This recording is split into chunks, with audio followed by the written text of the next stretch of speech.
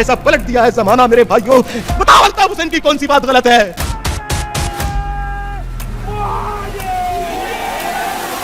ये मनाजिर अल्ताफ हुसैन की मकबूलियत के दौरे उरूज के जरूर हैं, मगर ये वीडियो अल्ताफ हुसैन के ताबनाक माजी के बारे में नहीं है। ये वीडियो अल्ताफ हुसैन की सियासत के उस हाल पर है जो तबाह हाल है, और उस मुस्तकबिल के बारे में है जो तकरीबन तारीख हो चुका है।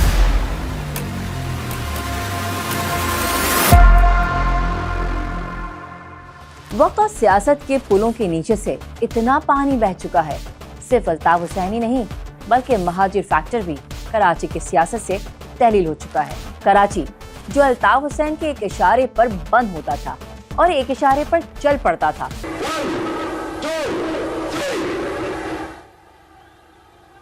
उसी कराची की सियासत में अल्ताफ हुसैन फैक्टर गैर मुतालिक हो चुका है। इसमें अल्ताफ हुसैन के अपने फैसलों के अलावा और भी बहुत से अवामिल होंगे, मगर जेंजी फैक्टर ने अल्ताफ हुसैन को इर्रेलेवेंट करने में अहम किरदार अदा किया।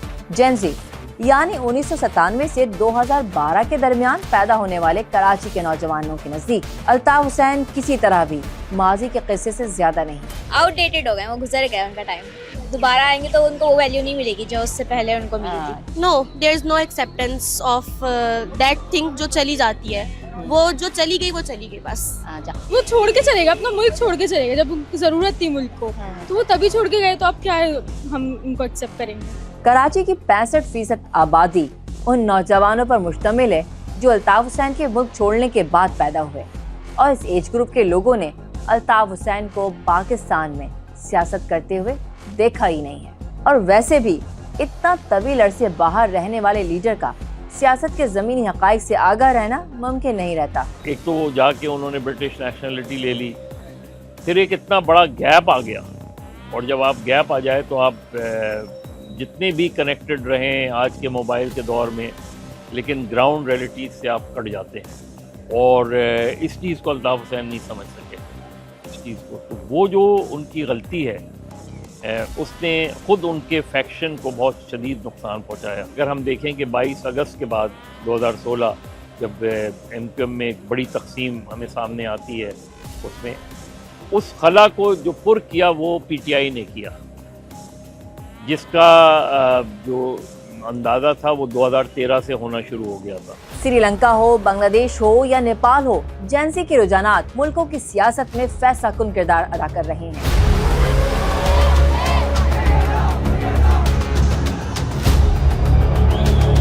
और अब यही फैक्टर पाकिस्तान और कराची के सियासत में फैसला कुन है, और सियासत में पैदा होने वाला खला नहीं रहता बल्कि फौरी पुर हो जाता है। अभी जो कराची का नौजवान है वो एक वफाकी पार्टी से जुड़ा हुआ है, कल क्या होगा ये नहीं कह सकता, लेकिन आज की सूरत हाल में तो नौजवान, चाहे उसे आप कल्ट कह लें, एक तरह का सियासी रोमांस कह लें उसको, उसका रिएक्शन जो है वो टुवर्ड्स PTI जाता है उसको, चाहे यहाँ का हो या पंजाब का हो, उसका बाय एंड लार्ज रुझान जो है वो तहरीक इंसाफ की तरफ है। जामियात में, कॉलेजों में, यूनिवर्सिटीज़ में आप सर्वे करेंगे और कंपैरिजन करेंगे तीनों जमातों का या 3-4 जमातों का, तो आपको अंदाज़ा हो जाएगा कि जनरली नौजवान का रुझान किस तरफ है। 60-65% नौजवान है पाकिस्तान की आबादी का, और उस 60% नौजवानों में आपको 65 से 70% या शायद इससे ज़्यादा भी आपको रुझान तहरीक इंसाफ की तरफ मिलेगा। कराची की यूनिवर्सिटियों में ज़ेर तालीम तलबा भी यही समझते हैं कि महाजिर सियासत एक ऐसा मुर्दा घोड़ा है जिसमें अल्ताफ हुसैन की वतन वापसी भी जान नहीं डाल सकती। अगर आज अल्ताफ हुसैन वापस आते हैं, ऐलान कर देते हैं मैं आ रहा हूँ, तो क्या आपको लगता है कि सियासत में उनको जगह वेलकम किया जाएगा? नौजवान वेलकम करेंगे या नहीं करेंगे? नहीं करेंगे। आपको लगता है कि अभी वो अचानक से ऐलान करते हैं तो उनकी जगह बनती है? अभी यंगस्टर सपोर्ट करेंगे, उनको वेलकम करेंगे? नहीं, बिल्कुल भी नहीं करेंगे। क्या नई जनरेशन को वेलकम करेगी? नहीं। जेंजी जनरेशन जो है उनको कबूल करेगी, वेलकम करेगी? आप क्या कहेंगे? नहीं, वेलकम नहीं करेंगे। वापसी उनका आना तो बहुत मुश्किल है। नहीं, वो आए ना आए, नौजवान क्या चाहते हैं? नौजवान, मेरा नहीं ख्याल है वो लोग चाहते हैं कि वो आए। जी, मेरा नहीं ख्याल। अब जो है ना अल्ताफ हुसैन मतलब एक तरह आ सकते हैं, लेकिन अब वो काम सरअंजाम नहीं दे सकेंगे। ऐसा नहीं है कि कराची के नौजवानों में अल्ताफ हुसैन के लिए पसंदीदगी बिल्कुल ही खत्म हो चुकी है। कुछ नौजवानों में उनकी पसंदीदगी अब भी मौजूद है, मगर इसका सबब अपना मुशाहिदा नहीं बल्कि वालिदैन का इन्फ्लुएंस है।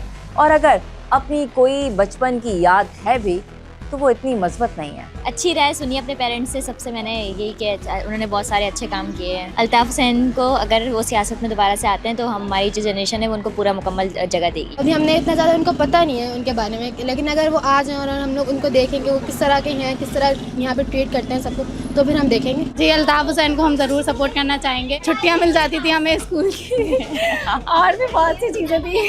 अगर हम इस ताल्लुक से देखा जाए कि वो छुट्टियाँ बहुत देते थे, तो मेरे ख्याल से इसमें तो करेंगी। ऐसा नहीं है कि इस अरसे में अल्ताफ़ हुसैन के पास वतन वापसी का कोई मौका ही नहीं था। मौका जरूर था, मगर वो अल्ताफ़ हुसैन ने खुद ज़ाया किया। अल्ताफ़ हुसैन की सबसे बड़ी गलती जो है वो जनरल मुशर्रफ के पीरियड में पाकिस्तान ना आना है। उनके जहाँ और उन पर बड़े सवालात हैं वो हैं, लेकिन मुशर्रफ के पीरियड में, मुशर्रफ के 9 साल के पीरियड में उनको एक ऐसा मौका था कि वो पाकिस्तान आते, और अगर वो पाकिस्तान आते तो शायद MQM के हवाले से ना इतनी बड़ी शायद तकसीम होती, और यानी MQM के पर्सपेक्टिव से वो सूरत हाल बड़ी मुख्तलिफ होती। जेंसी फैक्टर कराची की सियासत में एक और तब्दीली भी लेकर आया है, और वो ये है कि नौजवान लिसानी और कौम परस्ती की सियासत में कोई दिलचस्पी नहीं रखते। अभी जो करंट सिचुएशन है वो काफ़ी इम्प्रूव हो गई है, लोगों के अंदर लोगों का माइंडसेट एक चेंज हो गया है।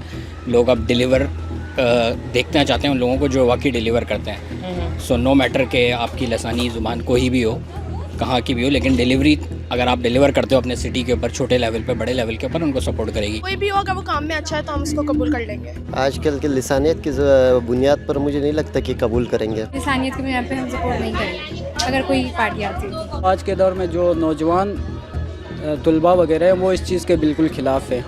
वो ये लिसानियत हो गया, मज़हब परस्ती, इस चीज़ से बहुत दूर है, इस चीज़ को वो नहीं मानते। जो अच्छा काम करेगा उसको दूंगी, जुबान की बुनियाद पर नहीं देंगे। नहीं। हमारी जो जनरेशन जी है वो अब हक पे चलती, लिसानियत पे नहीं चलती।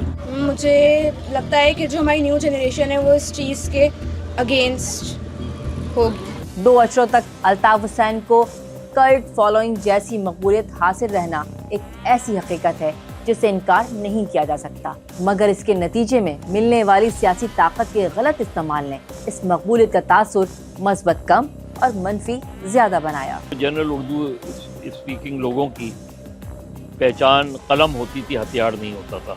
हथियार ने जब कलम की जगह ली तो उससे जो MQM के अंदर तकसीम हुई और उसके अंदर जो MQM में तशद्दुद का रुझान आया, उसकी किसी हद तक जिम्मेदारी अल्ताफ़ हुसैन पर आती है। वो कि उसके और भी फैक्टर्स हैं, ऐसा नहीं है कि सिर्फ MQM या अल्ताफ़ हुसैन ही उसके ज़िम्मेदार हैं। जिन लोगों ने अल्ताफ़ हुसैन को इस्तेमाल किया, मैं चाहता हूं पूरा शहर कराची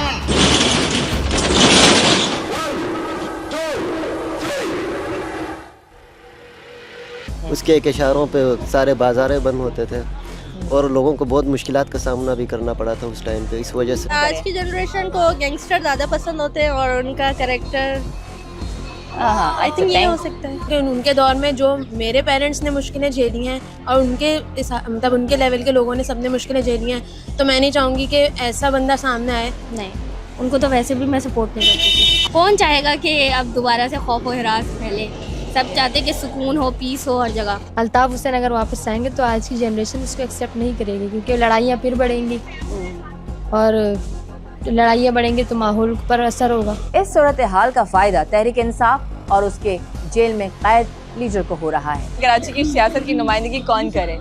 अल्ताफ़ हुसैन तो बिल्कुल भी ना करे। हाँ, इमरान खान कर दे इमरान खान करे, वो हक पे है। आजकल की जनरेशन ज़्यादातर जो है ना पॉलिटिक्स में इमरान खान को ही सपोर्ट करता है। कैसे लीडर चाहते हैं आज की जनरेशन? इमरान खान जैसा। चूँकि इमरान खान जेल में है तो वो एक हमदर्दी का जो पहलू है वो अगर कल नवाज शरीफ जेल में थे तो हमदर्दी का पहलू नवाज शरीफ के साथ था। जब भुट्टो फांसी चढ़ा तो एक रुझान भुट्टो के साथ था। तो ये एक सियासी नफ्सियात है हमारे यहाँ। सीनियर सहाफ़ी और तज़कियाकार मज़हर अब्बास का कहना है कि PTI को थोड़ा बहुत चैलेंज जमात इस्लामी ने किया है, मगर वो भी सिर्फ कराची तक महदूद है। तहरीक इंसाफ की जो लहर है वो बहरहाल अभी तो उस लिहाज से बरकरार है कि उनका वोटिंग ट्रेंड तो अभी वही है। उसमें ज़ाहिर है इमरान खान की शख्सियत का अमल दखल बहुत ज़्यादा है उसके अंदर।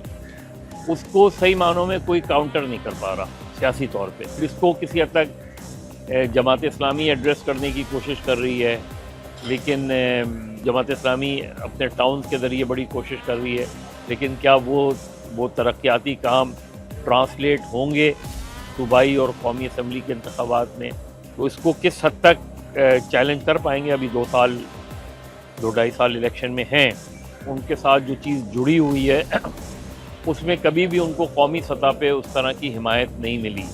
बदकिस्मती से वो कोशिश ज़रूर करते हैं। जमात इस्लामी को लोग आमतौर पे समझते हैं कि एक तो ये कि बल्दियाती इलेक्शन होंगे तो वो वोट दे देंगे जमात इस्लामी को, लेकिन कौमी और सूबाई सतह पर उस तरह वोट उनको अब नहीं पड़ता जो हमें 70s में नज़र आया। पीपल्स पार्टी ने सिंध में मुसलसल चौथी बार हुकूमत तो बना ली है, मगर खराब कारकर्दगी की वजह से उनकी ये सियासी कामयाबी तहरीक इंसाफ की मकबूलियत के लिए कोई चैलेंज नहीं बन सकी। पीपल्स पार्टी उस तरीके से अर्बन सिंध को विन ओवर नहीं कर पा रही अब तक तो वो जो खला है अपने तई उसने कोशिश की, लेकिन उनका जो कराची शहरी सिंध के हवाले से पॉलिटिकल पर्सपेक्टिव है वो उसमें कहीं ना कहीं उनकी बैड गवर्नेंस का अमल दखल आ जाता है। उसमें शहर के 80% गली मोहल्ले की सड़कें जो हैं वो टूटी पड़ी हुई हैं। शहर में 80% जो गटर हैं जो मुख्तलिफ छोटे छोटे इलाकों में जाके देखें। माहिरीन और तजियाकारों से कहीं बेहतर सियासी तजिया सियासतदानों का होता है, मगर वो सहाफ़ियों की तरह इस तजिए को पेश नहीं कर सकते, बल्कि उनके इक़दामात ही उसका पता देते हैं। 11 अगस्त 2025 को MQM के कायद अल्ताफ हुसैन ने अपने बयान में कहा था कि वो कारकुनों को अपने हल्फे वफादारी से आज़ाद कर रहे हैं और अब अपनी जिद्दोजहद सिर्फ सोशल मीडिया से जारी रखेंगे।